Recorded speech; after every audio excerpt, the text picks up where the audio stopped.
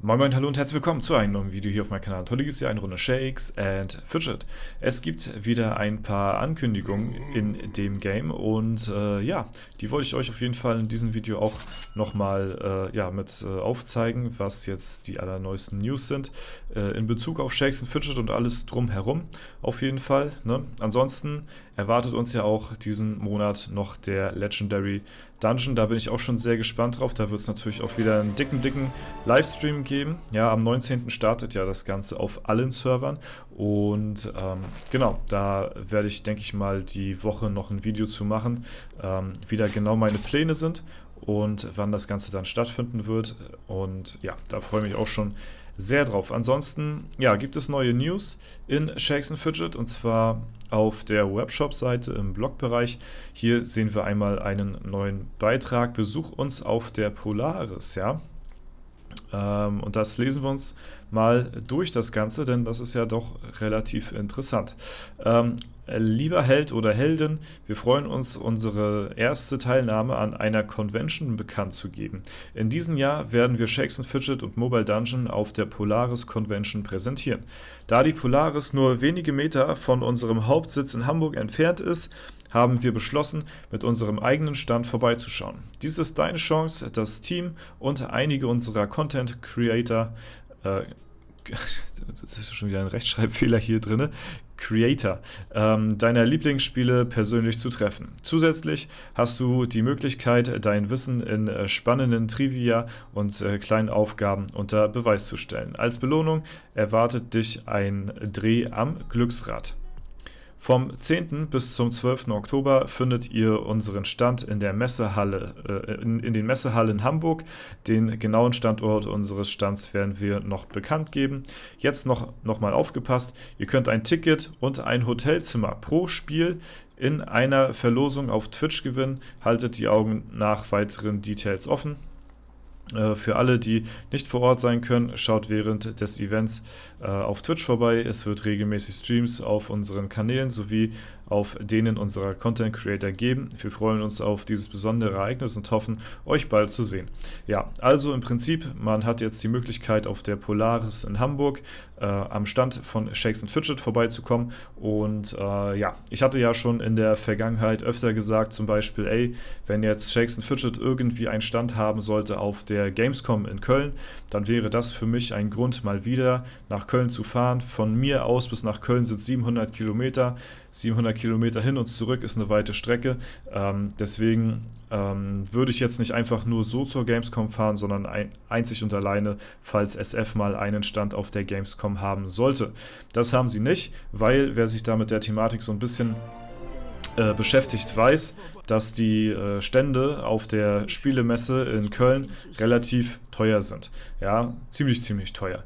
Und auf der Convention in Hamburg, auf der Polaris, ja, das ist so eine aufsteigende Messe, die jetzt die letzten Jahre immer mehr an Relevanz gewinnt und an Beliebtheit. Ja, sind die Stände, denke ich mal, nicht ganz so teuer wie ja, in Köln. Und tendenziell ist das ja sogar noch besser eigentlich für mich, weil von mir bis nach Hamburg sind es nur 250 Kilometer oder irgendwie so. Das geht easy, deswegen, und ja, bis nach Köln wäre es halt übelst weit so. Deswegen freut es mich auf jeden Fall, dass sie das machen und ihren Stand auf der Messe in Hamburg haben, auf der Polaris, ja. Und da wäre ich auch wirklich sehr gerne dabei gewesen. Ich wurde auch schon eingeladen, da vorbeizukommen. Allerdings, ja, ist das Timing, das Timing könnte wirklich ungünstiger nicht sein, weil am 12. Oktober, da werde ich halt, ja, 30, so, und das feiere ich natürlich dann im engen Kreise, sag ich mal so, und nicht auf irgendeiner Spiele- oder hier so Convention irgendwo weit weg von meiner Family oder so, ne? Deswegen, das wird dieses Jahr für mich leider nichts werden, vom 10. bis zum 12., ne? Also am 12. habe ich Geburtstag, so, es könnte natürlich auch sein 10. und 11., aber da bin ich leider auch nicht da, ich bin die ganzen Tage nicht da, vom 10. bis zum 12., das wird leider bei mir nichts, deswegen Es gibt aber sehr viele andere SF-Content-Creator, die dort vor Ort sind, mit denen ich schon privat gesprochen hatte, die da Bock drauf haben und die da auch vorbeikommen und den ganzen Tag, keine Ahnung, mit euch Fotos machen können oder ein bisschen quatschen können. Einfach so ein kleines Meet and Greet mit den Creatoren, mit Shakes and Fidget, dem Stand. Vielleicht ist auch Marvin Clifford vor Ort, ich weiß nicht ganz genau. Auf jeden Fall, das wird, denke ich mal, ganz cool werden. Und wäre es jetzt letztes Jahr oder nächstes Jahr gewesen, dann wäre ich auch unabhängig von meinem Geburtstag da natürlich. Also würde ich jetzt 29 werden oder 31 oder so, dann ist das kein Problem. Dann würde ich, falls Shakes and Fidget das nächstes Jahr nochmal machen sollte und wieder einen Stand haben sollte auf der Polaris, ja, dann wäre ich nächstes Jahr auch am Start. Unabhängig davon, ob ich Geburtstag habe oder nicht. Aber dadurch, weil es jetzt nun mal so gerade der 30. ist, ja, ist das natürlich relativ ungünstig, sag ich mal. Ne? Ansonsten lege ich auf Geburtstage nicht wirklich sehr viel Wert, muss ich sagen. Allerdings, ist halt der 30. schon ein bisschen was Besonderes, deswegen bin ich da auf jeden Fall ausgeplant für dieses Mal. Aber wie gesagt, nächstes Jahr wäre ich auf jeden Fall dann ansonsten dabei. Falls Shakes and Fidget nochmal vorhat, so ein Roundtable zu machen mit den Creatoren, dass sie nochmal alle zusammenkommen bei Playa Games, dann wäre ich nächstes Jahr da auch dabei. So, und dann bei der Polaris dann auch. Und so wird es dann wahrscheinlich falls es so kommen sollte, so sein, dass ich dann mindestens 2-mal dann in Hamburg jedes Jahr bin. Kommt halt drauf an, wie gut dieses Event jetzt mit der Polaris und sowas anläuft. So, ne?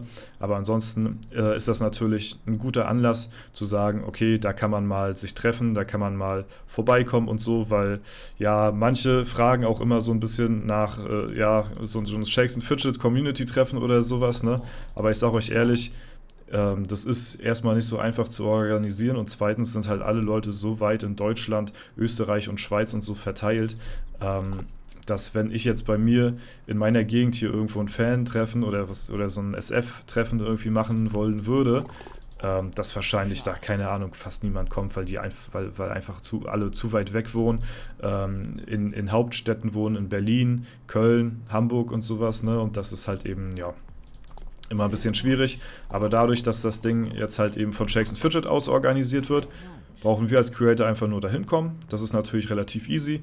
So, und dadurch, dass das Ganze auch in Hamburg ist, denke ich mal, wird der ein oder andere von euch das eventuell auch nicht so weit haben. Ja, je nachdem, wo ihr natürlich wohnt. Und dann kann man da sehr gerne mal vorbeischauen und das Ganze mal als Anlass nutzen, würde ich sagen. Ne? Ja, aber wie gesagt, dieses Jahr ohne mich, leider, wäre ich gerne vorbeigekommen. Aber dieses Jahr geht es leider nicht. Das wollte ich euch auf jeden Fall mal so mitteilen. Ich denke mal, nähere Infos wird es dazu noch geben. Ist natürlich auch ganz nice, dass sie da so, ein Hotelzimmer und sowas da mit Ticket verlosen. Das ist natürlich sehr, sehr cool. Und ich denke mal, da wird es dann noch genauere Infos geben. Ich gehe mal davon aus, dass es wieder auf dem Official-Kanal verlost wird, denke ich mal. Und von daher kann man da natürlich dann die Augen offen halten, ja. Genau, so sieht das Ganze aus. Wir wissen da natürlich schon von Bescheid, seitdem wir bei Playa waren, von der ganzen Polaris-Aktion. Das Ganze, ist auf jeden Fall eine coole Sache und wie gesagt, da hatte ich mich dann auch schon geärgert, dass das genau wirklich auf diese 3 Tage fällt, genau auf diese 3 Tage, wo ich im Jahr keine Zeit habe. Ja, genau auf diese 3 Tage. So, aber da kann man halt nichts machen. Ja, das ist nun mal so und ist ein bisschen ärgerlich, aber ich hoffe mal, dass es dann halt einfach nächstes Jahr dann nochmal stattfindet, je nachdem halt. Bin ich auch sehr gespannt, was dort vor Ort halt eben so an Content alles gemacht wird. Ich denke mal, ein bisschen wird da noch zu erzählt werden, was sie da alles machen, was sie da angemietet haben und so. Und dadurch, dass der ein oder andere Creator da vielleicht dann auch am Start ist vor Ort, lohnt es sich doch, denke ich mal, vorbeizuschauen. Ich rede schon wirklich weiß ich nicht, wer schon länger so ein bisschen mich verfolgt, ich rede schon wirklich seit Jahren davon. Wenn SF mal irgendwo einen Stand haben sollte, dann wäre ich da auf jeden Fall dann auch am Start und würde da den ganzen Tag vor Ort sein und dann halt eben ja, vielleicht den einen oder anderen von euch treffen oder so. Ich hatte mich jetzt immer so auf die Gamescom eingeschossen, weil ich sonst nicht wusste, wo man auf welcher Spielemesse man sonst jetzt irgendwie großartig so einen Stand mieten sollte. Ne? Aber wie gesagt, Gamescom ist halt einfach unverhältnismäßig teuer, was so eine Stände angeht. Deswegen hatte ich das da eh jetzt in nächster Zukunft nicht so gesehen. Deswegen aber umso mehr freue ich mich, dass sie da eine andere Möglichkeit gefunden haben, SF auf irgendeiner Messe zu vertreten und halt eben da, ja, mit den Creatoren so ein bisschen so ein kleines Meet and Greet und sowas zu machen. Ne? Jo, alles klar. Dann seid ihr da auf jeden Fall jetzt auch erstmal soweit informiert. Wenn es da irgendwas Neues gibt, werdet ihr ja erfahren, denke ich mal. Und ansonsten soll es erstmal soweit von mir gewesen sein. Und ja, freue mich sehr. Ich werde auf jeden Fall mal vorbeischauen, so in den Livestreams oder so, um mal zu gucken, wie es dort vor Ort aussieht, was dort gemacht wird und so. Das ist, denke ich mal, recht interessant.